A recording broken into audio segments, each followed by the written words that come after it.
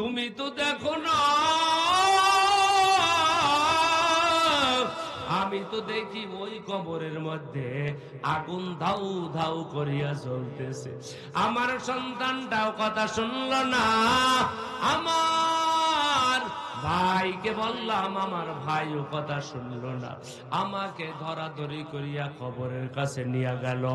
এইবার কবরের কিনারায় যখন হাজির হয়ে গেল রে যুবক, মানুষ ধরাধরি করিয়া কবরে নামাইয়া এইবার যখন পাশের চালনি দিয়া মাটি দেওয়া শুরু হয়ে গেল, তাকায়া দেখলাম সব অন্ধকার। এখন ডানে তাকাই মাটি, বামে তাকাই মাটি, উপরে নিচে যেখানি তাকাই ওইখানি মাটি। এখন দেখি আমার আপন বলতে তো আর কেউ নাই, আমার আপন কেউ নাই। দিনের বেলা ঘরের মধ্যেও রাত্রে একা ঘুমাইতে পারতাম না, আর এই কবরের মধ্যে আমার আলো নাই, আমার আপনজন কেউ নাই, আমার মা নাই, আমার বাবা নাই। এই কবরের মধ্যে আমার কি হালত হবে? হে যুবক ভাই, ও বৃদ্ধ বাবাজি, মনটা ভালো করিয়া বুঝাও। ওই কবরের মধ্যে যদি আমার মালিককে আপন না করিয়া যাও, ওই মালিক কিন্তু তোমার সাথে ভালো ব্যবহার করবে না। এমনকি কবর কি ডাক দিয়া বলবেন, ও কবরের মাটি, আমার এই নাফরমানকে ধর। আল্লাহর নবী কয়, আমল না নিয়ে যদি কবরে যাও, ওই কবরের মধ্যে কেমন হালত হবে ভালো করিয়া শোনো। আল্লাহর নবী কয়, কবরের মধ্যে কেমন অবস্থা হবে। আল্লাহর নবী কয়, কবর প্রতিদিন ডাক দেয়া কয়, আনা বাইতুল ওয়াহদা, আনা বাইতুল জুলমা, আনা বাইতুল জুর। আমি হইলাম একা একির ঘর, আমি হইলাম সাপ বিচ্ছুর ঘর, আমি হইলাম তোমার অন্ধকারের ঘর। আমার কাছে আমল না নিয়ে আসলে অবস্থা ভালো হবে না। কারণ হইল, আমার কাছে আপন বলতে আমল ছাড়া কেউ তোমার আপন হবে না। এই কবরের মধ্যে যদি তুমি আপন যদি চাও, তাহলে তুমি আল্লাহ তাআলাকে আপন বানায় নাও। তুমি নেক আমল আপন বানায় নাও। নেক আমল আপন বানায় যদি নিতে পারো, আল্লাহ রাব্বুল আলামিন কবরের মধ্যে তোমার সাথে ভালো ব্যবহার করবে। আমল যদি খারাপ নিয়ে যাও, রহমাতুল লিল আলামিন বলেন, কবরে এমন একটা হালত হবে, দুই পাশের মাটি এমন চোটে চাপ দিবে, এক পাজরের হাড়টি অপর পাজরের মধ্যে ঢুকিয়া যাবে। নাফরমান চিল্লাইবে, কেউ নাই। নাফরমান কিয়ামতের ময়দানে উঠবে, ওই সময়ও কেউ নাই। এ আল্লাহর বান্দারা, দুনিয়াটা হলো একটা স্বপ্ন। দুনিয়ার যুবক, এই দুনিয়ার মধ্যেও কিন্তু কেহ আপন নয়। এজন্য দুনিয়ার মধ্যে আপন বানাও আমার আল্লাহকে, আমার রসুলকে আপন বানাও, কোরআনকে আপন বানাও, উলামায়ে আহলে হককে আপন বানাও রে যুবক। তাদেরকে আপন বানায়া তারপরে তুমি সামনে চলো। যদি তাদেরকে আপন বানায়া সামনে চলতে পারো, আল্লাহর ফজল ও করমে বোঝা যায় আল্লাহ তাআলা পরকাল জীবনে আমাদেরকে ক্ষমা করে দিবে। মাউতু কাসিন কুল্লু নাসিন শারিবু, কবরু বাইতিন কুল্লু নাসিন দাখিলুন। এবার হাট্টার যুবক, কেউ মরণ থেকে পালাইতে পারে নাই, তুমিও পারবা না, আমিও পারবো না। মরণ থেকে কেউ পালাইতে পারে নাই। যার যেই জায়গায় মরণ আছে, ওই জায়গায় তার মৃত্যুবরণ করা লাগবে। 1 সেকেন্ড আগেও হবে না, এক সেকেন্ড পরেও হবে না, মরণ থেকে পালানোর সুযোগ নাই। আল্লাহর একজন পয়গম্বর ইয়াকুব আলাইহিস সালাতু ওয়াস সালাম, যিনি ইউসুফ পয়গম্বরের আব্বা জান, ইউসুফ আলাইহিস সালাতু ওয়াস সালামের আব্বা জান হযরত ইয়াকুব আলাইহিস সালাতু ওয়াস সালাম। এ নেত্রকোনা বারহাট্টার যুবক, মনটা লাগায়া ভালো করিয়া শুনুর যুবক, আল্লাহর পয়গম্বর ইয়াকুব আলাইহিস সালাতু ওয়াস সালাম ওযু করার জন্য কামরার ভেতরে তালা লাগায়া চলিয়া গেলেন। ওযু করিয়া যখন কামরার ভেতরে যখন হাজির হয়ে গেলেন, এইবার তাকায়া দেখে কামরার ভেতরে একজন সবুজ পাগড়িওয়ালা রুমের ভেতরে হাজির। আল্লাহর পয়গম্বর ডাক দিয়া কয়, কে তুমি? কি পরিচয়? ভালো করিয়া বলো, ভালো করিয়া তোমার পরিচয়টা একটু দাও। এইবার সবুজ পাগড়িওয়ালা ব্যক্তি পরিচয় দেয়, হুজুর আমি এমন একজন ব্যক্তি, আমার থেকে মানুষ কোনোদিন পালাইতে পারবে না, জীবনে একবার হলেও সাক্ষাৎ হবে। আমি হইলাম মালাকুল মউত আজরাইল আলাইহিস সালাতু ওয়াস সালাম। এবার হাট্টার যুবক ভালো করিয়া শুনো। এইবার ইয়াকুব আলাইহিস সালাতু ওয়াস সালাম ডাক দিয়া বলেন, আজরাইল তোমার সাথে আমার বহুদিন আগে কথা ছিল, যখন তুমি আমার কাছে আসবা, আমার কাছে আসার আগে তুমি 3টা চিঠি দিবা, একটা চিঠিও তো আমি পাইলাম না। কোথায় তোমার চিঠি? একটা চিঠিও তো আমি পাইলাম না। ওই তোমার আল্লাহর পক্ষ থেকে 3টা চিঠি দেওয়ার কথা ছিল, একটা চিঠিও তো আমি পাইলাম না। এইবার আজরাইল কয়, হুজুর 3টা চিঠি দিছি, আপনি বুঝতেই পারেন না। এইবার ইয়াকুব আলাইহিস সালাতু ওয়াস সালাম বলেন, আজরাইল কোথায় তোমার দেওয়া চিঠি? একটা চিঠিও তো আমি পাইলাম না। এইবার ইয়াকুব আলাইহিস সালাতু ওয়াস সালামকে আজরাইল বলেন, 3টা চিঠি দিছি, আপনি বুঝতে পারেন নাই। যদি আপনি বুঝতে চান তাহলে আপনাকে আমি বুঝাই দিতেছি, আপনি ভালো করিয়া একটু লক্ষ্য করিয়া শুনেন। আল্লাহ তাআলা আপনার চোখের ভিতরে যেই পরিমাণ পাওয়ার দিয়েছিল, এখন কি চোখের পাওয়ার ওই পরিমাণ আছে নাকি? ইয়াকুব আলাইহিস সালাতু ওয়াস সালাম বলেন, না, আমার ওই পরিমাণ চোখের পাওয়ার নাই, আমার আগের থেকে চোখের পাওয়ার কমিয়ে গেছে। এখন আমি কাছের জিনিসও ভালো করে আমি দেখি না, আগে অনেক দূরের জিনিসও আমি দেখতাম। ও ভাই আজরাইল, আমি এখন কাছের জিনিসও দেখি না। এইবার আজরাইল বলেন, আপনি যে চোখের পাওয়ার আপনার কমিয়া গেছে, আল্লাহর পক্ষ থেকে এইটা হলো 1 নম্বরের চিঠি। ইয়াকুব পয়গম্বর বলেন, আজরাইল 2 নম্বরের চিঠি কই?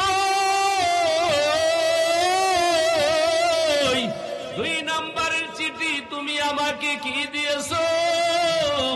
এইবার আজরাইল আলাইহিস সালাতু ওয়াস সালাম যখন ইয়াকুব পয়গম্বরকে বললেন, আপনার 2 নম্বরের চিঠি হলো, আপনার দাড়ির দিকে একটু তাকান, আপনি চুলের দিকে তাকান, আপনার সব দাড়িগুলা এবং চুলগুলা কালো ছিল, কার ইশারায় জানি সবগুলা সাদা হয়ে গেছে।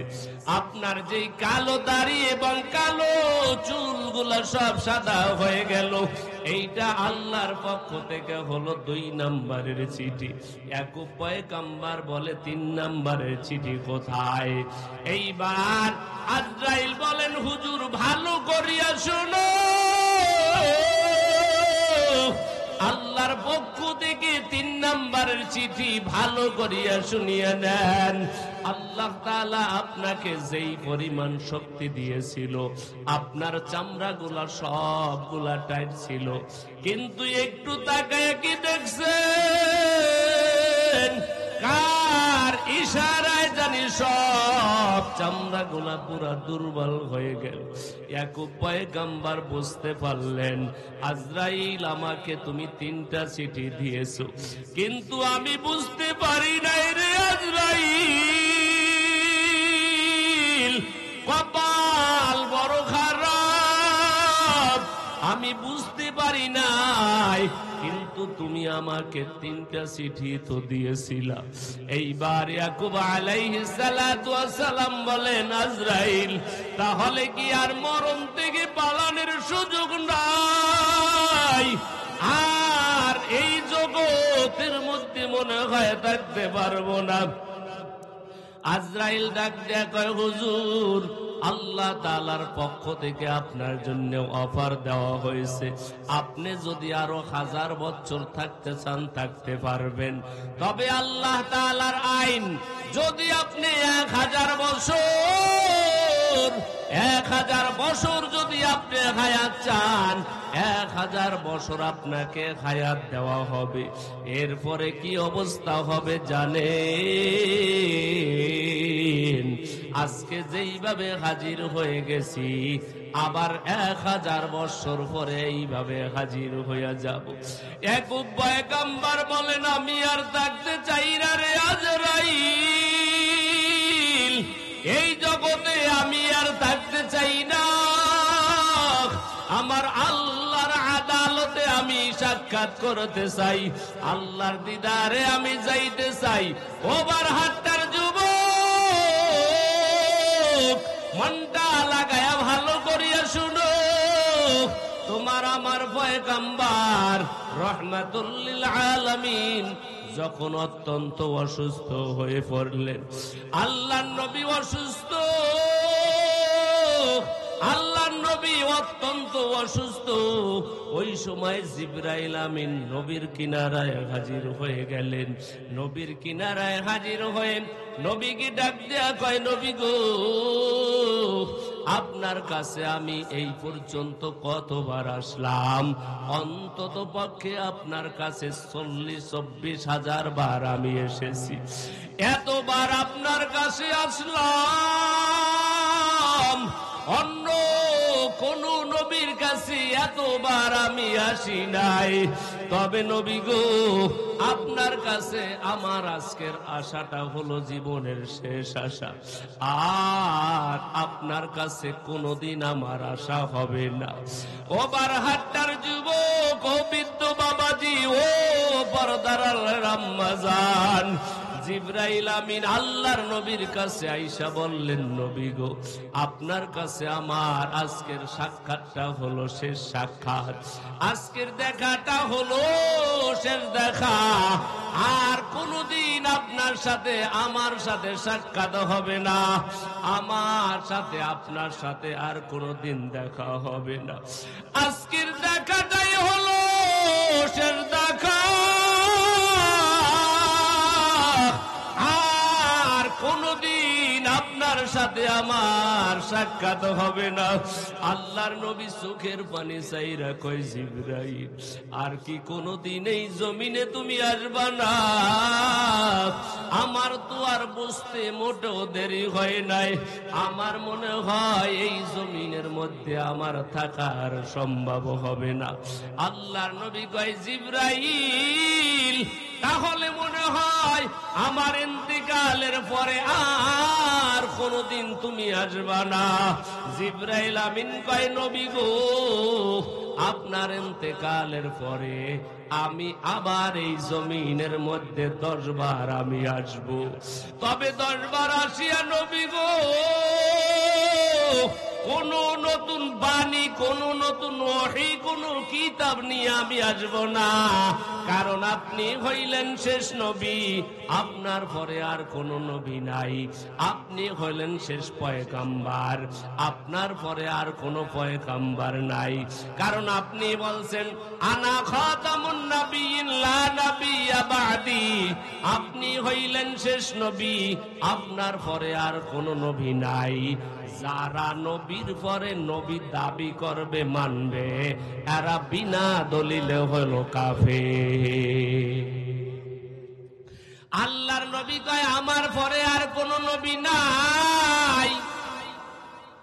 জিবরাইল আমিন বলে নবী গো ভালো করিয়া শুনিয়া নেন, আপনার ইন্তেকালের পরে আমি নতুন কোন ওহী নিয়ে আসব না, তবে আমি যে এই জমিনের মধ্যে আপনার ইন্তেকালের পরে আবার 10 বার আমি আসব, 10 বার আসিয়া এই জমিন থেকে আমি 10টা জিনিস আপনার উম্মতের থেকে নিয়ে যাব। আল্লাহর নবী কয় জিবরাইল কি শুনাইলা, তুমি কি জানো আমার উম্মতের জন্য যে আমার কি মায়া, আমার উম্মতের কথা আমি আসমানে যাইয়াও ভুলি নাই, আমার উম্মতের কথা আমি ওই জন্মের পরেও আমি ভুলি নাই। এমনকি আমার আল্লাহ তাআলা আমাকে অফার দিয়েছিল, নবী আপনি কোন আসমানের ভেতরে থাকবেন, যেইখানে আপনি থাকবেন ওইখানেই থাকতে পারবেন। আপনি যদি জান্নাতের মধ্যে থাকতে চান ওখানেও থাকতে পারবেন। এবার হাতটা নেত্রকোনার যুবক, কেমন মায়ার নবী পাইলা চিনলানার যুবক। রহমাতুল লিল আলামিন বলেন জিবরাইল আমার উম্মতের মায়ায় পড়িয়া আমি আজও রওজা মুবারকের মধ্যে আমি কাঁদবো সারাটা জীবন, একমাত্র আমার উম্মতের জন্য। যেই দিন কিয়ামত কায়েম হয়ে যাবে, কিয়ামতের ময়দানে সব নবীরা বলবে আমাকে বাঁচাও আমাকে বাঁচাও, কিন্তু আমাদের নবী একমাত্র সিজদায় পড়িয়া বলবে আমার উম্মতগুলো বাঁচাও, আমার উম্মতগুলো বাঁচাও। একমাত্র রহমাতুল লিল আলামিন বলবেন আমার উম্মতগুলো বাঁচাও। হে নবীর উম্মতের দল, ওই নবী আজও রওজা মুবারকের মধ্যে কাঁদতেছেন। জিবরাইল আমিন বলেন ইয়া রাসূলুল্লাহ, আমি এই জমিনে আইসা আপনার উম্মতের থেকে 10টা জিনিস আমি নিয়ে যাব। রহমাতুল লিল আলামিন বলেন ও জিবরাইল আমাকে একটু শোনাও, কোন জিনিস তুমি নিয়ে যাইবা, আমার উম্মতের কি হালত হবে রে জিবরাইল। আল্লাহর নবীর সামনে জিবরাইল আমিন বলেন আমি 10 বার আসিয়া 10টা জিনিস আমি জমিন থেকে নিয়ে যাব। 1 নম্বরে আপনার ওফাতের পরে ইন্তেকালের পরে এই জমিনের মধ্যে আমি আসব, এই জমিনে আসিয়া 1 নম্বরে আমি সারা দুনিয়া থেকে বরকত নিয়ে যাব। ও বারঘাট্টার যুবক, ও বারঘাট্টার মুসলমান, আজকে কিন্তু মানুষ আমাদের মাঝে বরকত নাই। সন্তানও কামাই করে, ছেলেও কামাই করে, বাবাই কামাই করে, সবাই কামাই করে, এরপরেও বরকত নাই। আর আগেকার মানুষ একজনে রুজি করত, 10 জনে খাইতো, এরপরও শেষ হইতো না। এ নবীর উম্মত আশেকের দল, ভালো করিয়া বুঝো, এর দ্বারা বোঝা গেছে বরকত নাই। বরকত জিবরাইল জমিন থেকে নিয়ে গেছে। জিবরাইল আমিন কয় আমি 1 নম্বরে আসিয়া এই জমিন থেকে বরকত নিয়ে যাব। যখন মানুষ বরকত তালাশ করবে কিন্তু জমিনের মধ্যে বরকত পাবে না, জিবরাইল আমিন কয় আমি এই জমিনের মধ্যে আসিয়া এই জমিন থেকে আমি বরকত নিয়ে যাব। আল্লাহর নবী কান্না জড়িত অবস্থায় কয় জিবরাইল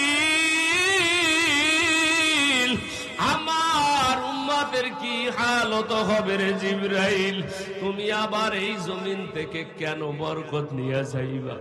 আমার উম্মাত গুলা নবীও পাইবে না, আমার উম্মত গুলার কি হালত হবে একটু ভালো করে বলো। আল্লাহর নবীর সামনে জিবরাইল আমিন কয়, আপনার ইন্তেকালের পরে আমি এক নম্বরে আসিয়া বরকত নিয়ে যাব। আল্লাহর নবী কয়, জিবরাইল দুই নম্বরে তুমি এই জমিন থেকে আসিয়া কি নিয়ে যাইবা? এইবার জিবরাইল আমিন কয়, নবী গো, এই জমিন থেকে আমি দ্বিতীয়বার আসিয়া এই জমিন থেকে মানুষের থেকে ইবাদতের স্বাদ আমি নিয়ে যাব। মানুষগুলা তাহাজ্জুদ পড়বে মজা পাইবে না, মানুষ আওয়াবিন নামাজ পড়বে মজা পাইব না, মানুষ ইশরাক নামাজ পড়বে মজা পাইব না, মানুষ যত ইবাদত করবে মজা পাইব না, মানুষ কোরআন তেলাওয়াত করবে মজা পাইব না। ও নেত্রকোনা বারহাটের যুবক, আজকে তোমার আমার মনটা গুনার দিকে দাফিত হয়, নেক কাজ করার মনোমানসিকতা কিন্তু হয় না। এটার দ্বারা বোঝা যায় ইবাদতের মজা নাই, ইবাদতের মজা আর স্বাদ জিবরাইল আমিন নিয়ে গেছে। আল্লাহর নবীর চোখের থেকে পানি পড়া শুরু হয়ে গেছে। আল্লাহর নবী কয়, জিবরাইল আমার উম্মতের থেকে ইবাদতের মজা কেন তুমি নিয়ে যাইবা? এইবার আল্লাহর নবীর সামনে জিবরাইল আমিন বলেন, নবী গো, ভালো করিয়া শুনিয়া নেন, আমি 3 নম্বরে এই জমিনের মধ্যে আসিয়া আপনার উম্মতের থেকে আমি লজ্জা উঠাইয়া নিয়ে যাব।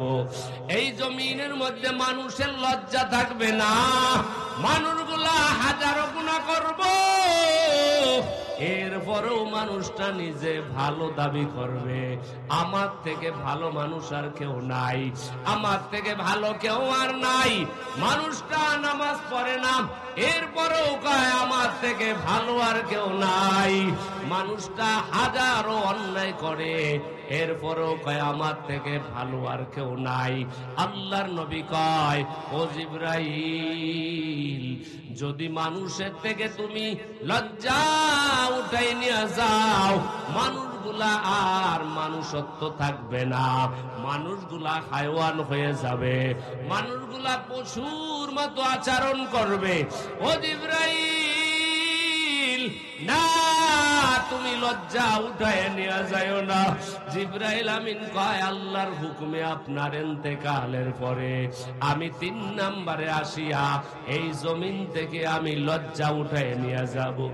আল্লাহর নবী কয়, জিবরাইল কি উপায় হবে আমার উম্মতের ভালো করিয়া বলো, আমার উম্মত গুলার কি উপায় হবে? আল্লাহর নবীর চোখের মধ্যে পানি চলে আসছে। জিবরাইল আমিনকে বলেন, জিবরাইল একটু আমার কাছে ভালো করিয়া বলো, 4 নম্বরে এই জমিনে আসিয়া তুমি 4 নম্বরে কোন জিনিস নিয়ে যাইবা? এইবার জিবরাইল আমিন বলেন, ইয়া রাসূলুল্লাহ, এই 4 নম্বরে আমি এই জমিনের মধ্যে আসিয়া আমি মানুষের থেকে ভালোবাসা আমি উঠাই নিয়ে যাব। মানুষের মধ্যে মায়া যে থাকবে, মায়া আর ভালোবাসা উঠাই নিয়ে যাব। মানুষের মধ্যে ভালোবাসা বলতে আর কিছুই থাকবে না। সন্তান মা বাবাকে ভালোবাসবে না, মা বাবা সন্তানকে ভালোবাসবে না, মা বাবা সন্তানের জন্য যেই পরিমাণ দরদ থাকা দরকার ওই পরিমাণ ভালোবাসা আর মহাব্বত থাকবে না। সন্তান ও মা বাবাকে যেই পরিমাণ ভালোবাসা দরকার ওই পরিমাণ ভালোবাসা থাকবে না। কারণ হলো জিবরাইল আমিন কয়, আমি 4 নম্বরে আসিয়া এই জমিন থেকে আমি মহাব্বত আর ভালোবাসা উঠাইয়ে নিয়ে যাব। নবীজি কয়, জিবরাইল কি কি শুনাইলা? কেন তুমি মানুষের ভেতর থেকে মোহাব্বত আর ভালোবাসা কেন তুমি উঠাই নিয়ে যাইবা? আল্লাহর নবীকে জিবরাইল আমিন বলেন, ইয়া রাসূলুল্লাহ, 4 নম্বরে আমি আসিয়া এই জমিন থেকে মানুষের থেকে ভালোবাসা নিয়ে যাব। আগেকার একজন মুসলমান যদি বিপদে পড়তো,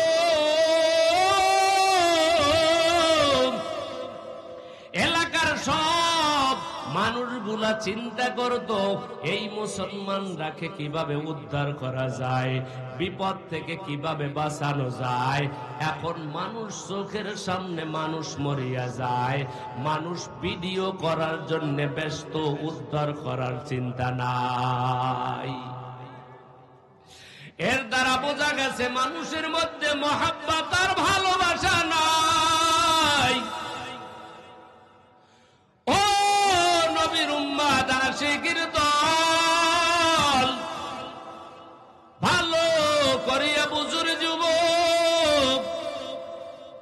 জিবরাইল আমিন বলেন, ইয়া রাসূলুল্লাহ, আমি এই জমিনের মধ্যে 5 নম্বরে আসিয়া এই জমিনের থেকে আমি হক বিচার আমি উঠাই নিয়ে যাব। বিচার থাকবে, বিচারক থাকবে, তবে হক বিচার জমিনের মধ্যে থাকবে না। আল্লাহর নবী কয়, জিবরাইল, কেমন অবস্থা হবে আমার উম্মতের? বিচার না থাকলে আমার উম্মত গুলা কেমনে বিচার পাবে? আল্লাহর নবীর সামনে জিবরাইল বলেন, আমি 5 নম্বরে আসিয়া হক বিচার আমি উঠাইয়া নিয়ে যাব। হক বিচার বলতে আর কিছুই থাকবে না। টাকা যেই দিকে থাকবে বিচার ওই দিকে থাকবে, টাকার পোটলা যেই দিকে বিচার ওই দিকে। গরিব মানুষও যদি অন্যায় না করে, টাকা নাই তো বিচার নাই। আর কোটিপতি বড় লোক হাজারো অন্যায় করিয়া তারপরে বুক ফুলাইয়া হাঁটবে, হক বিচার নাই। জিবরাইল আমিন কয়, আমি 5 নম্বরে আসিয়া হক বিচার গুলাই এই জমিন থেকে আমি উঠাই নিয়ে যাব। আল্লাহর নবী কয়, জিবরাইল, এই জমিন থেকে কেন তুমি হক বিচার গুলা নিয়ে যাইবা? আমার উম্মত কেমনে বিচার পাইব? আমার উম্মত কোথায় যাইয়া বিচার পাইব? আল্লাহর নবীর সামনে জিবরাইল আমিন বলেন, ইয়া রাসূলুল্লাহ, আল্লাহর হুকুমে আমি 5 বারে আসিয়া এই জমিন থেকে আমি হক বিচারগুলো উঠাই নিয়ে যাব। আল্লাহর নবী সাল্লাল্লাহু আলাইহি ওয়াসাল্লামের সামনে জিবরাইল আমিন বলেন, নবী গো, আমি 6 নম্বরে এই জমিনের মধ্যে আসব। 6 নম্বরে জমিনের মধ্যে আসিয়া আমি মানুষের থেকে ধৈর্য উঠাইয়া নিয়ে যাব। মানুষগুলা ধৈর্য মানুষের থাকবে না, মানুষের মধ্যে আর সবর থাকবে না। মানুষের মধ্যে ধৈর্য যখন না থাকবে, তখন মানুষ আল্লাহ তাআলার প্রতি ওই পরিমাণ একিন থাকবে না। কারণ আল্লাহ তাআলা বলছেন, ধৈর্য বড় একটা সম্পদ। ধৈর্য হলো আল্লাহ তাআলার পক্ষ থেকে দামি একটা দৌলত। যার মধ্যে ধৈর্য নাই, আল্লাহ তাআলার প্রতি তেমন জানি বিশ্বাসও তার নাই। আল্লাহ তাআলা বলেন, ইয়া আইয়ুহাল্লাযীনা আমানুস্তাঈনু বিস-সাবরি ওয়াস-সালাহ ইন্নাল্লাহা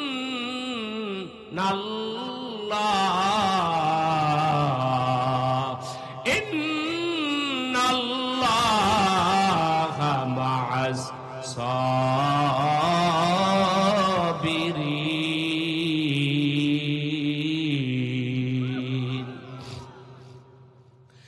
আল্লাহ কয়, 2 জিনিসের মাধ্যমে আমার কাছে সাহায্য চাও। একটা হলো নামাজ, 2 নম্বরে হলো ধৈর্য। যদি নামাজ আর ধৈর্যের মাধ্যমে যদি সাহায্য চাও, আল্লাহ তাআলা ওয়াদা করেছে আমি আল্লাহ তোকে সাহায্য করব।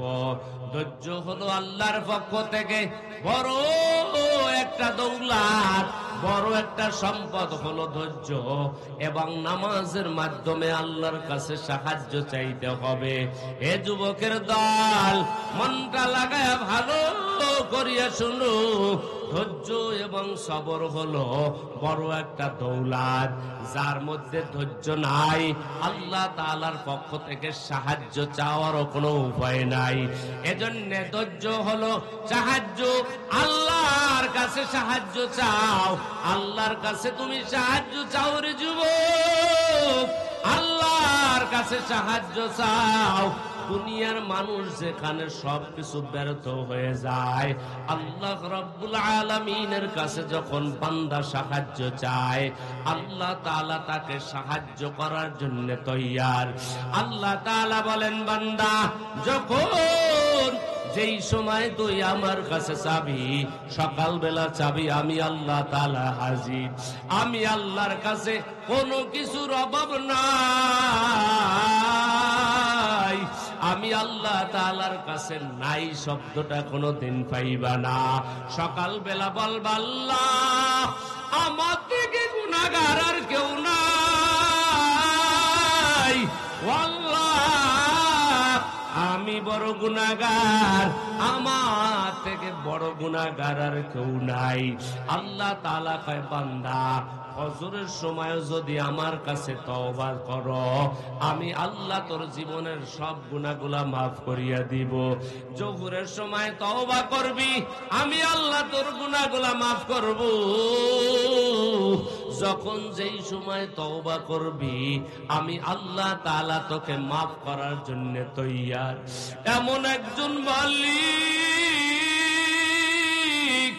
এমন একজন মালিক পাইলারে যুবক, ওই মালিকের তো তুমি চিনলা না।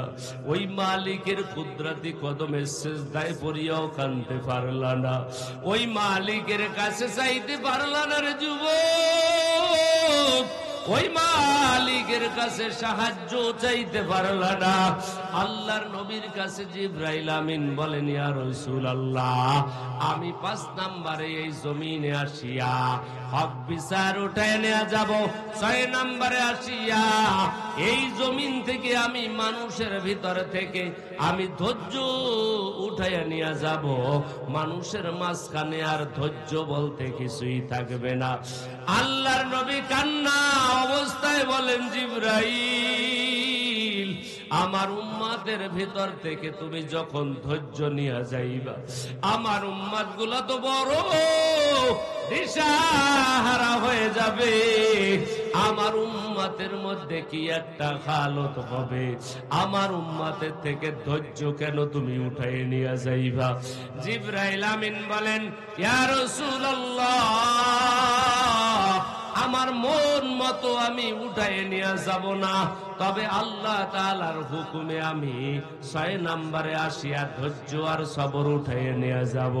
জিবরাইল আমিন বলেন, ইয়া রাসূলুল্লাহ, আমি আল্লাহর হুকুমে 7 নম্বরে এই জমিনে আসব। আমি 7 নম্বরে এই জমিনে আসিয়া এই জমিন থেকে আমি ইলম উঠায় নিয়ে যাব। এই জমিনে আর ইলম থাকবে না। যখন মানুষের মাঝখানে ইলম থাকবে না, তখন মানুষগুলা হায়ওয়ান হয়ে যাবে। তখন মানুষ হালাল হারাম বুঝবে না। তখন ভালো মন্দ আর মানুষগুলা তমিজ করতে পারবে না। মানুষগুলা যখন মানুষের মাঝখানে হালাল হারাম বুঝবে না, কোরআন হাদিসের ইলম যখন থাকবে না, তখন মানুষ আর ভালো মন্দ বোঝার ক্ষমতা থাকবে না। মানুষগুলা হায়ওয়ান হয়ে যাবে। যেমন একটা প্রাণী হালাল বুঝে না, হারাম বুঝে না। আল্লাহর নবীকে জিবরাইল আমিন বলেন, আমি 7 নম্বরে এই জমিনে আসিয়া এই জমিন থেকে আমি ইলম উঠাইয়া নিয়ে যাব। নবী কয়, জিবরাইল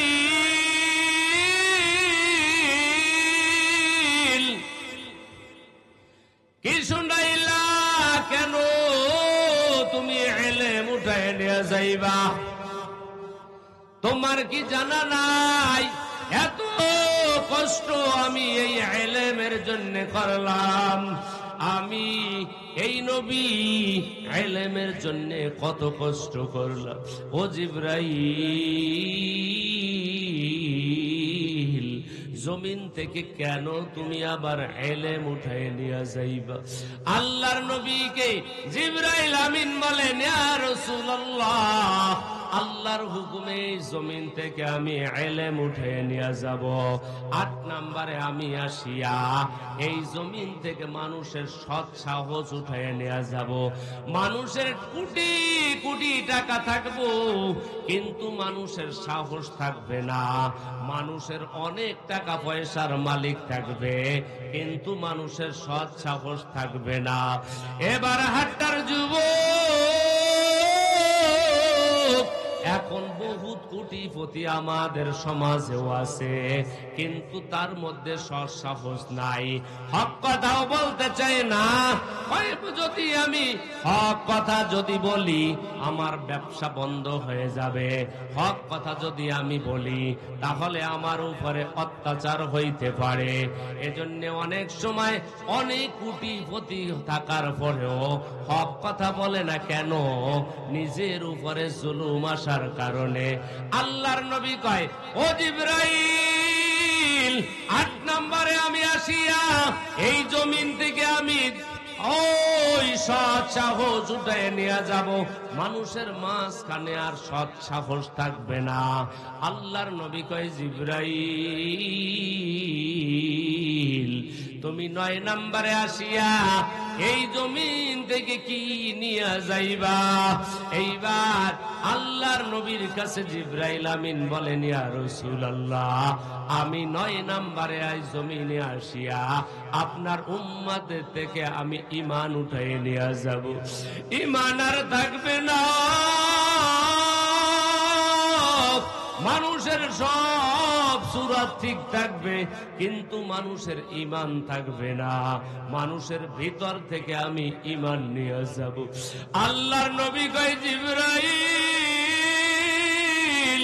আমার উম্মতের থেকে ঈমান নিয়ে গেলে আমার উম্মতের কি হালত হবে রে জিবরাইল? আমার উম্মতের অবস্থাটা কেমন হবে? আমার উম্মতগুলা তো বেঈমান হয়ে যাবে। আল্লাহর নবীকে জিবরাইল আমিন বলেন, ইয়া রাসূলুল্লাহ, এমন একটা সময় আসবে মানুষগুলা দুনিয়ার প্রতি এত মহাব্বত করবে, আখিরাতের প্রতি আর মানুষের খেয়াল থাকবে না। আখিরাতের প্রতি মানুষের ভালোবাসা থাকবে না রে যুবক। মানুষগুলা শুধু দুনিয়া দুনিয়া কামাই করবে। ঘুম থেকে উঠিয়া একমাত্র ঘুম পর্যন্ত মানুষগুলা দুনিয়াই শুধু তালাশ করবে। মানুষ তালাশ করবে দুনিয়া কই, কোথায় গেলে আমি এত টাকার মালিক হইতে পারবো, কোথায় গেলে আমি এত টাকার মালিক হব, কোথায় গেলে আমি টাকা পাবো আর দুনিয়া পাবো। এইবার জিবরাইল আমিন বলেন, ইয়া রাসূলুল্লাহ, আমি 9 নম্বরে আসিয়া এই জমিন থেকে আমি ঈমান নিয়ে যাব। আল্লাহর নবীর চোখের কোটায় পানি। ও জিবরাইল, আমার উম্মতের কেন তুমি ঈমান নিয়ে যাইবা? কারণ তাদের প্রতি আমার যে কি মায়া। উম্মতের মায়ায় পড়িয়া আমি 63 বছর শুধু দুনিয়ার মধ্যে উম্মতি উম্মতি বলে আমি কান্নাকাটি করলাম। আমি উম্মতের চিন্তায় আমি এতটা 63 বছর পর্যন্ত শুধু উম্মতি উম্মতি বলে কান্নাকাটি করলাম। আমার উম্মতের কেন তুমি ঈমান নিয়ে যাইবা? আল্লাহর নবী কয়, জিবরাইল, তুমি 10 নম্বরে আসিয়া উম্মতের থেকে কি নিয়ে যাইবা? জিবরাইল আমিন বলেন, ইয়া রাসূলুল্লাহ, 10 নম্বরে আমি এই জমিনের মধ্যে আসিয়া এই জমিন থেকে আমি কোরআন উঠায় নিয়ে যাব। কি নিব? কথা কয় না কি? কোরআন আছে না নাই? এখনো কোরআন আছে না নাই? কিন্তু এমন একটা সময় আসবে কোরআন থাকবে না, পৃষ্ঠা থাকবে, সব থাকবে, কোরআন থাকবে না। যখন কোরআন থাকবে না, যেমন গরু মরলে জানাজা হয় না, কুকুর মরলে জানাজা হয় না, একটা প্রাণী মরলে যেমন জানাজা হয় না, যখন কোরআন থাকবে না, ইলম থাকবে না, মানুষ মারা যাবে কুকুরের মতো যখন মরবে, জানাজা বলতে কোনো শব্দ থাকবে না। আল্লাহর নবীকে জিবরাইল আমিন বলেন, ইয়া রাসূলুল্লাহ, আমি এই জমিনে 10 বার আসিয়া আমি এই জমিন থেকে আমি কোরআন নিয়ে যাব। আজকে আমাদের সামনে কোরআন আছে, কোরআন। এ নবীর উম্মত আশিকের দল, বুঝানোর জন্য বলছি রে যুবক, বুঝানোর জন্য বলছি, কারো সাথে শত্রুতা আমি নিয়ে বলি নাই রে যুবক। আজকে আশরাফুল উলুম এই মাদ্রাসার দিকে তাকাও, তাকায়া দেখবা গভীর রজনীতে মাঝে মাঝে আইসা দেখবা এই মাদ্রাসার ছাত্ররা গভীর রাত্রে উঠিয়া তারা কোরআন তেলাওয়াত করে। আসাতাজায়ে কেরাম কান্নার আওয়াজ, আসাতাজায়ে কেরাম কানতেছেন আর বলেন, আল্লাহ এই এলাকার মধ্যে কোরআনী মাদ্রাসা, এলাকার মধ্যে তুমি আযাব দিবা না। ছাত্ররা কান্না করিয়া কয়, মালিক যে এলাকার মধ্যে মাদ্রাসা, আল্লাহ এলাকার মধ্যে তুমি আযাব দিবা না, এলাকার মধ্যে গজব দিবা না। ও এলাকার যুবক, মনটা লাগায়া ভালো করিয়া শোনো, দুনিয়ার মধ্যে তোমার আপনজন চিনলা, তোমার বন্ধু চিনলা, তোমার বান্ধবী চিনলা, তোমার আপনজন সবাইকে তুমি চিনলা, এজন্য সবার জন্য পাগল। আর একটা বারো কি চিন্তা করলা না রে যুবক? মৃত্যুর পরে যখন আমার আপনজন দাফন করতে নিয়ে যাবে, ওই কবরের মধ্যে যখন শোয়াইবের যুবক, যখন ওই কবরের মধ্যে নিয়ে শোয়াইবে, যখন আপনজন সবাই নিয়ে ওখানে শোয়াই দিবে, ওখানে কিন্তু কেউ আপন হবে না।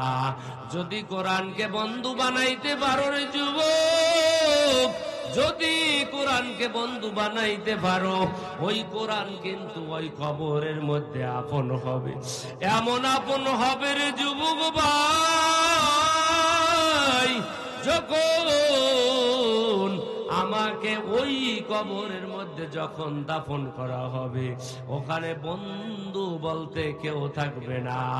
এমনকি আমার মা, যখন আমার মা জমিনের মধ্যে সব থেকে আমার আপন সন্তান, যদি বিপদে পড়ে, মা ঠিক মতো খানাও খাইতে পারে না, মা ঠিক মতো ঘুমাইতেও পারে না, মা এত পেরেশান হয়ে যায় রে যুবক, মা শুধু সব সময় পেরেশানি করে আমার সন্তানের কি অবস্থা হবে।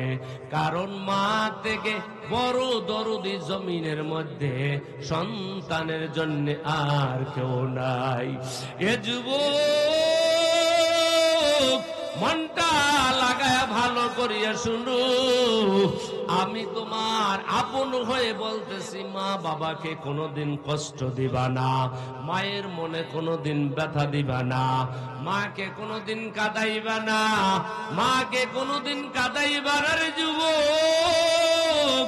মা যেই দিন চলিয়া যাবে, ওই দিন বুঝবা কত বড় আমার সম্পদ ছিল আমার মা। আজকে আমার মাকে আমি মা বলিয়া ডাক দিতে পারি না। এই ময়দানের দিকে তাকাও, কত এতিম এই ময়দানে হাজির। আজকে তারা যখন বাড়িতে যাবে, সব কিছু কিছু পড়িয়া আছে, কিন্তু মা জননী ওই বাড়ির ভেতরে নাই। মা যদি থাকতো, গভীর রাত্রে যখন যাইয়া দরজার কিনারায় যাইয়া যখন মা শব্দটা বলতো, একটা শব্দ বলার সাথে সাথে মা দেখতা তোমার সামনে হাজির হয়ে যাইতো। এ যুবকের দল, ও যুবক ভালো করিয়া বুঝো, যখন তোমার মা থাকবে না, দেখবা জমিনটা পুরা অন্ধকার, এই জমিনের মধ্যে দেখবা সব কিছু আমার পর। এ যুবকের দল, এজন্য তোমার বাবার সাথে বেয়াদবি করবা না, মায়ের সাথে কোনোদিন বেয়াদবি করবা না।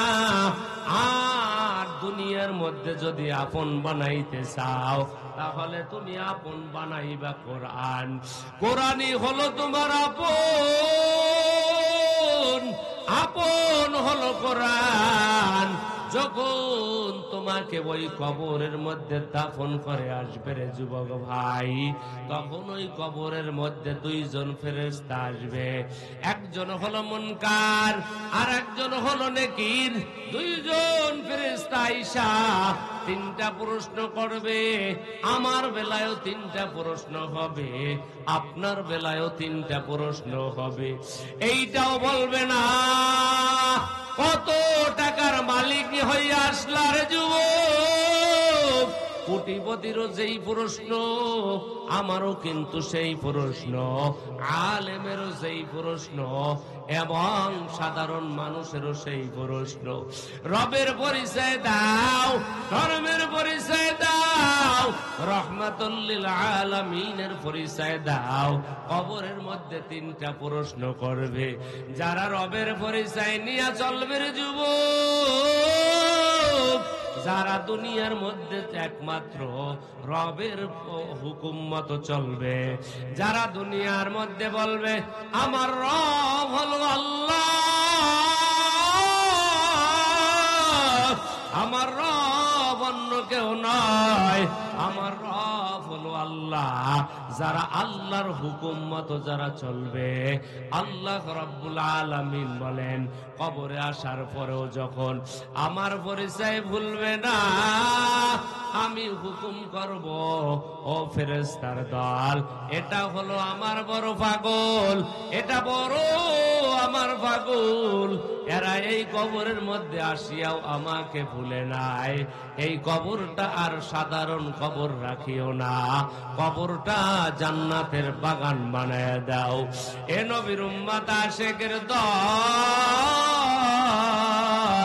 ওই কবরের মধ্যে যখন দুইজন ফেরেশতা আসবে, যখন সুয়াল করার জন্য আসতে চাইবে, এইবার সর্বপ্রথম মাথার কিনারায় যখন হাজির হয়ে যখন যাইবে, এইবার কোরআন নামক বন্ধু তার মাথার কিনারায় যুবক আকৃতিতে দাঁড়ায় যাবে। এইবার বলবে আসবা না, তোমরা কেহ তার কাছে আসবা না।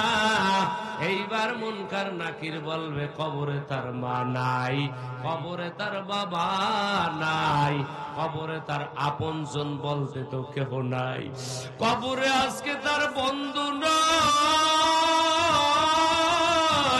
কবরের মধ্যে তার আপনজন কেউ নাই।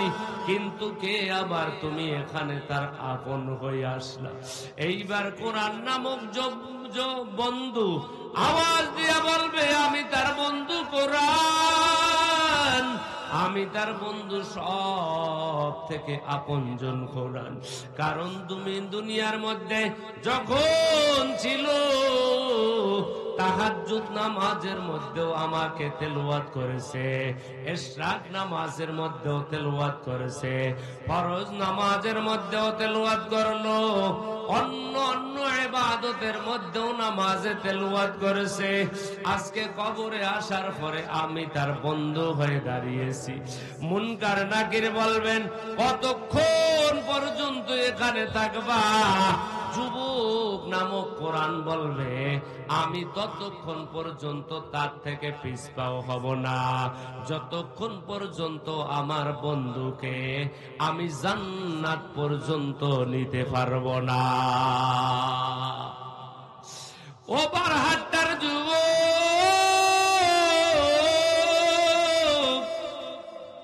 ওই কোরআনটাকে তুমি বুকে লাগাইতে পারলা না রে যুবক, ওই কোরআনটাকে তুমি আপন বানাইতে পারলা না। কার পিছনে জীবনটা তুমি ব্যয় করলা? ওই কোরআনটা আপন বানানো দরকার। কোরআন হলো আমার সর্বশ্রেষ্ঠ, আমার আপন বন্ধু। কোরআনের থেকে বড় বন্ধু আর কেউ নাই। নবীজি কি বলছে ভালো করিয়া শুনো।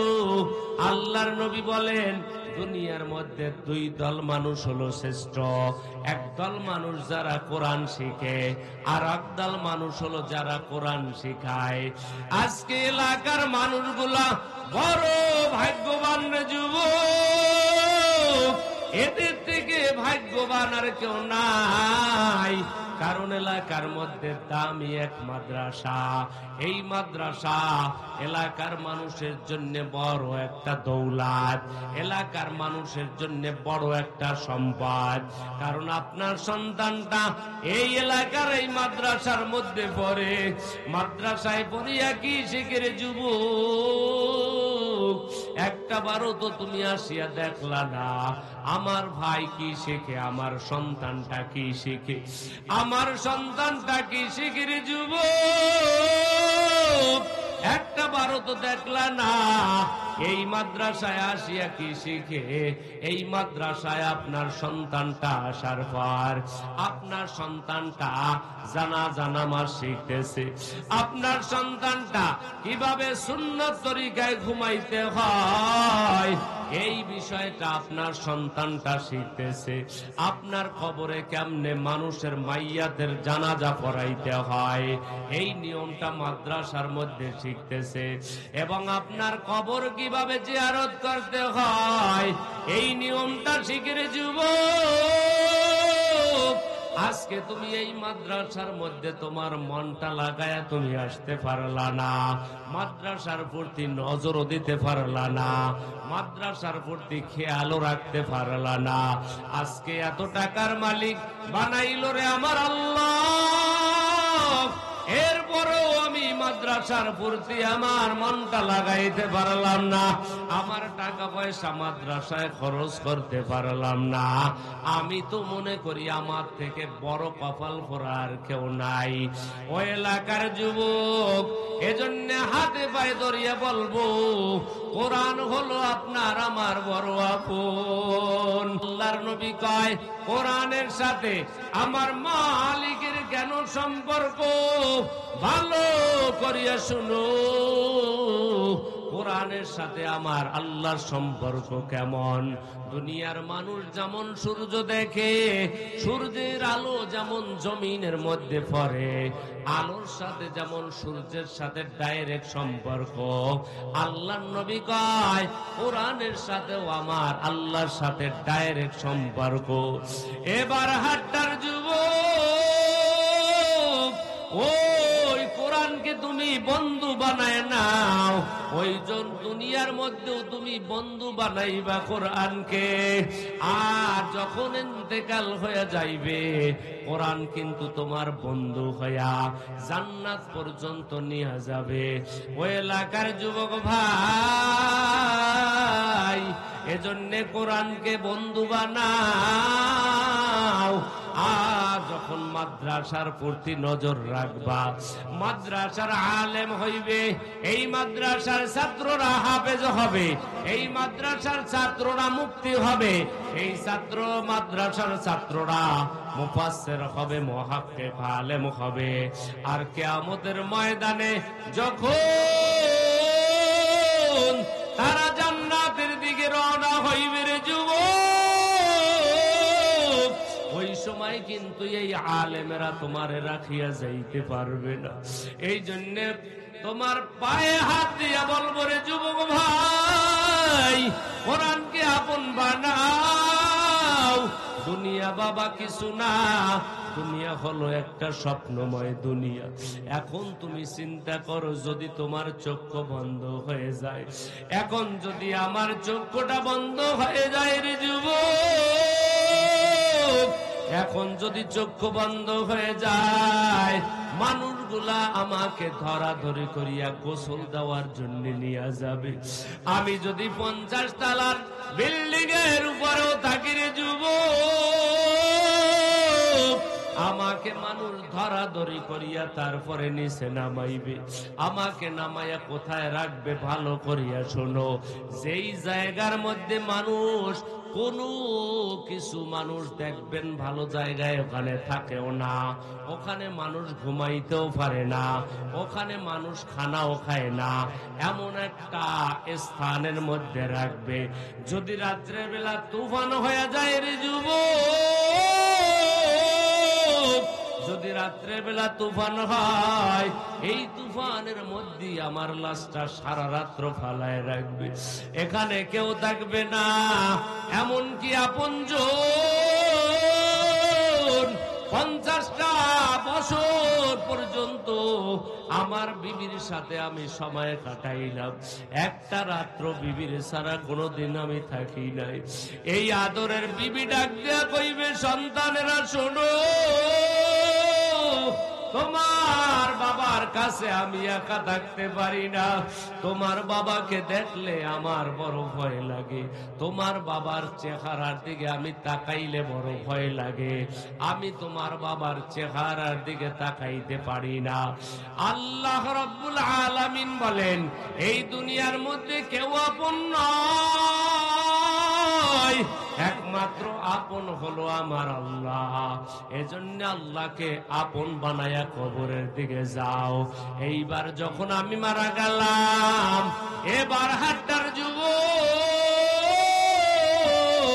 বলিয়া যাই, মানো আর নাই মানো, এটা তোমার হইল এখতিয়ার। মানতেও পারো, নাও মানতে পারো, কারণ নবীজি দাওয়াত দিয়েছে সবাই যে ইসলাম ধর্ম গ্রহণ করেছে এমনটা কিন্তু নয়, সবাই মানবে এমনটা কিন্তু কথা নয়। কেহ মানবে আর কেহ মানবে না, এইটাই হলো বাস্তবতা। আজকে বলিয়া যাই, ও বারহাট্টার যুবক, ও দাড়ি পাকা মুসল্লি, ও দাড়ি পাকা আব্বাজান, আপনার পায়ে হাত ধরে বলবো, দুনিয়া থেকে যখন বিদায় হইবেন একটা বারো চিন্তা করো, যখন বিদায় হয়ে যাইবেন আপনজন সবাই আপনাকে বিদায় দেওয়ার জন্য ব্যস্ত হয়ে যাবে। কেহ যাবে বাঁশ কাটার জন্য, আর কেহ যাবে বাজারের ভেতরে কাফনের কাফন আনার জন্য, আর একদল মানুষ যাবে কবর খনন করার জন্য। যুবক, ওই মানুষগুলা কবর তারপরে খনন করবে, আসিয়া গোসল দেওয়াইয়া তিনটা কম দামের কাপড় দিয়া প্যাকেট বানায় ফালাই দিবে। এইবার খাটের উপরে শোয়াইয়া মানুষগুলা সবাই জমা হয়ে যাবে। জানাজা রেডি করার জন্য যখন রেডি হয়ে যাবে, আমি সব কিছু দেখবো কিন্তু কথা বলতে পারবো না। এইবার দেখলাম জানাজা পড়াইয়া কারা আমাকে নিয়ে যায়, আমি তাকায় দেখলাম আমার যেই সন্তানের জন্য আমি জীবনে এত কিছু করলাম, এই সন্তানেরাই তো আমাকে কবরের দিকে নিয়ে রওনা হইল। আমি ডাক দিয়া বললাম, বাবা আমার, তোদের জন্য এত কষ্ট করলাম, আজকে বিদায়ের সময় কেন তোরা আমাকে একেবারে খালি হাতে বিদায় দিতেছ? ও বাবা আমার, তোদের পিছনে পড়িয়া আমি কোনদিন ঠিক মতো নামাজ পড়তে পারি নাই, তোদের পিছনে পড়িয়া আমি আল্লাহর হুকুম গুলা মানতে পারি নাই, তোদের পিছনে পড়িয়া আমি এত গুনাহ করলাম, আমি গুনাহ করে করে করে করে আমি জীবনটা অতিবাহিত করেছি, আমি নেক আমল বলতে কিছুই করতে পারি নাই। ও আমার সন্তান, আমার হাতে পায়ে ধরিয়া বলি, আমাকে ওই কবরের কাছে নিয়ে যাইও না, কারণ তুমি তো দেখো না, আমি তো দেখি। ওই কবরের মধ্যে একটা নয়, দুইটা নয়, 99টা সাপ ওই কবরের ভেতরে হা করিয়াছে। তুমি তো দেখো না, আমি তো দেখি ওই কবরের মধ্যে আগুন ধাউ ধাউ করিয়া জ্বলতেছে। আমার সন্তানটাও কথা শুনল না। আমার ভাইকে বললাম, আমার ভাইও কথা শুনলো না। আমাকে ধরাধরি করিয়া কবরের কাছে নিয়ে গেল। এইবার কবরের কিনারায় যখন হাজির হইয়া গেল রে যুবক, মানুষ ধরাধরি করিয়া কবরে নামাইয়া, এইবার যখন বাঁশের চালনি দিয়া মাটি দেওয়া শুরু হয়ে গেল, তাকায়া দেখলাম সব অন্ধকার। এখন ডানে তাকাই মাটি, বামে তাকাই মাটি, উপরে নিচে যেখানি তাকাই ওইখানি মাটি। এখন দেখি আমার আপন বলতে তো আর কেউ নাই, আমার আপন কেউ নাই। দিনের বেলা ঘরের মধ্যেও রাত্রে একা ঘুমাইতে পারতাম না, আর এই কবরের মধ্যে আমার আলো নাই, আমার আপনজন কেউ নাই, আমার মা নাই, আমার বাবা নাই। এই কবরের মধ্যে আমার কি হালত হবে? হে যুবক ভাই,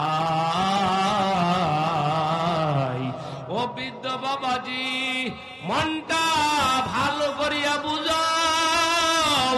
ওই কবরের মধ্যে যদি আমার মালিককে আপন না করিয়া যাও, ওই মালিক কিন্তু তোমার সাথে ভালো ব্যবহার করবে না। এমনকি কবর কি ডাক দিয়া বলবেন, ও কবরের মাটি, আমার এই নাফরমানকে ধর।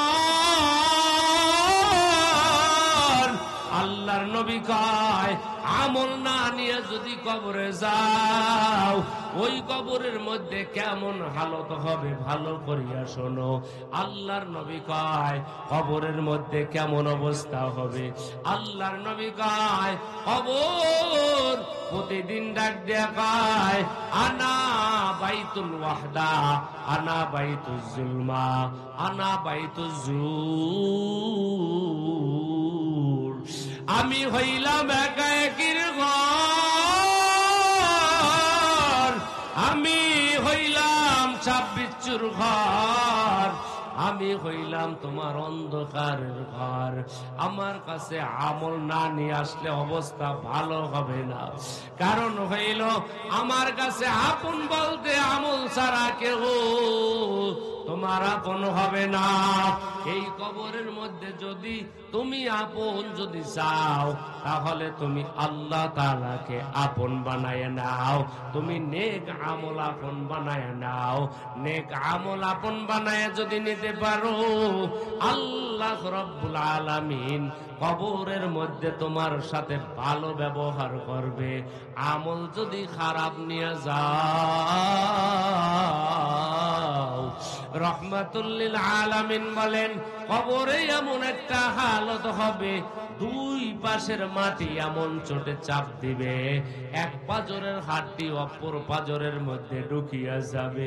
নাফরমান চিল্লাইবে, কেউ নাই। নাফরমান কিয়ামতের ময়দানে উঠবে, ওই সময়ও কেউ নাই। এ আল্লাহর বান্দারা, দুনিয়াটা হলো একটা স্বপ্ন দুনিয়ার যুবক। এই দুনিয়ার মধ্যেও কিন্তু কেহ আপন নয়। এজন্য দুনিয়ার মধ্যে আপন বানাও আমার আল্লাহকে, আমার রসুলকে আপন বানাও, কোরআনকে আপন বানাও, উলামায়ে আহলে হককে আপন বানাও রে যুবক। তাদেরকে আপন বানায়া তারপরে তুমি সামনে চলো। যদি তাদেরকে আপন বানায়া সামনে চলতে পারো, আল্লাহর ফজল ও করমে বোঝা যায় আল্লাহ তাআলা পরকাল জীবনে আমাদেরকে ক্ষমা করে দিবে। যদি তোমার কপাল ভালো হয়,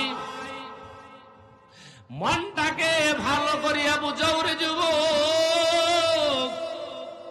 এই স্বপ্নময় দুনিয়ার মধ্যে থাকিয়া আল্লাহ তাআলার কত মানুষ পাগল হয়ে কবরে চলে গেল, গুনার কাছেও তারা যায় নাই। আমিও তো তাদের মতো একজন মানুষ, আমি কেন গুনাহ করব? আমি কেন গুনাহ করে করে আমার জীবনটাকে আমি বরবাদ করব? আজকে এই সম্মেলনের মধ্যে বসিয়া তওবা কর যুবক, আর কোনদিন গুনার কাছেও যাইবা না, আর কোনদিন নেক আমল ছাড়বা না, 5 ওয়াক্ত নামাজ পড়বা, আর মা বাবার সাথে বেয়াদবি করবা না, আল্লাহ ওয়ালাদের সাথে বেয়াদবি করবা না, ওলামায়ে কেরামের সাথে বেয়াদবি করবা না, মাদ্রাসার সাথে তোমার মনটা লাগায়া চলবা। মাদ্রাসায় আসিয়া কোরআন যদি নাই শিখতে পারো, কোরআন যদি পড়তে না পারো, তাহলে তুমি দৈনিক একবার একটা সূরা হলেও তুমি শিক্ষার চেষ্টা করবা।